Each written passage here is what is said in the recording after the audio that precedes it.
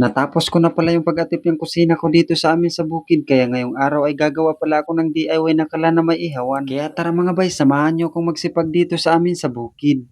Magandang umaga mga bay. Medyo matagal-tagal na rin hindi tayo nakapag-update dito sa amin sa bukid mga bay dahil na-busy ako sa pag-atip dito sa extension ng kusina ko dito sa amin sa bukid. Kahapon ko lang pala to natapos sa pag-atip ng mga pawid dito sa kusina namin sa bukid mga bay. Kaya ngayong araw pala mga bay ay gagawa pala ako ng DIY na kala na may ihawan. Kaya kung magugustuhan mo ito na ganitong style na pamamaraan ng paggawa ng kala na may ihawan, kaya tapusin mo itong video na to bay. Natapos ko na pala mapurmahan yung ating mapupluringan natin mamaya. Kaya ito na agad sinunod kong pinorma para sa ating kala na maihawan. Bali may mga nalagari na pala ako na plywood kagahapon mga bay kaya ngayong araw ay pupurmahin ko na lang. At yung ginamit ko pala na plywood dyan mga bay yung 1/2 yung kapal para hindi talaga yuyupi kapag lalagyan na natin ng halo mamaya. At pagkatapos ko mapako at mapurma yung sakalan mga bay, ito naman susunod ko na pupurmahin yung sa ating ihawan. At ang kagandahan lang pala sa ganitong style na saingan mga bay, pwede ka mag-ihaw habang nagsasaing ka ng kanin o nagluluto ka ng ulam. At pagkatapos ko mabuo yung purma ng saingan at ihawan ay agad naman ako naghalo ng simento. 2 sako lang muna pala yung haluin ko na buhangin dyan mga bay. At itong buhangin na pala to ay kinuhaan ko na pala ng mga malalaking bato. Dahil mas maganda talaga yung buhangin na walang halong bato kapag ating gagamitin sa pang-flooring mga bay.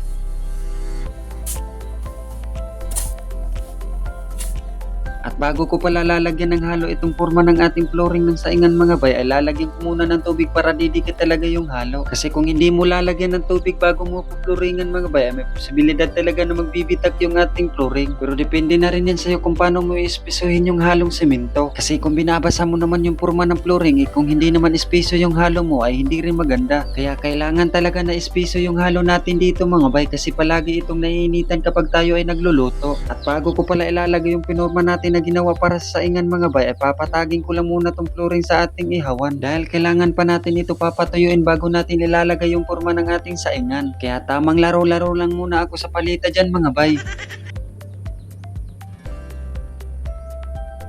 At nung matapos ko na yung pagpatag ng flooring mga bay, ay nagkuha na rin ako ng puno ng saging kasi ito yung gagamitin nating pangpurma ng ating butas sa saingan. Mas maganda rin ito gamitin mga bay kasi hindi rin ito didikit kapag natutuyo na yung simento. At hindi ka na rin mahirapan kapag tatanggalin mo na ito sa purma. At pagbalik ko nga pala dito sa aking bahay kubo mga bay, ay medyo tuyo na yung ating flooring kanina kaya nilagay ko na yung purma sa ating saingan. At sinunod ko na rin paglagay yung kinuha natin kanina ng puno ng saging mga bay. At bali yung pinakauna kong nilagay na puno ng saging mga bay ay nakahiga kasi dito dadaan yung panggatong. At ito naman yung nakatayo ay dito lalabas yung ating apoy at nilagyan ko na din ng bakal para matibay talaga. At ito na pala yung itsura na hindi pa nabuhusan ng semento, ang DIY na saingan na may ihawan. Kaya wag ka munang aalis bay kasi lalagyan pa natin to ng hinalong semento. Kaya tamang laro-laro lang muna tayo sa palita ulit bay.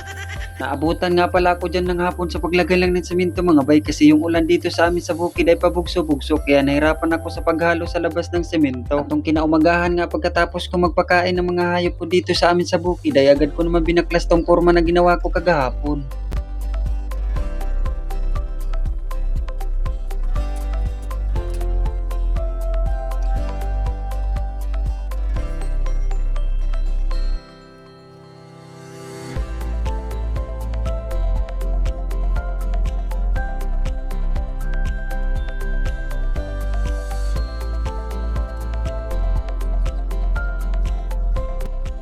At ito na pala yung itsura na ginawa kong DIY na saingan na may ihawan mga bay.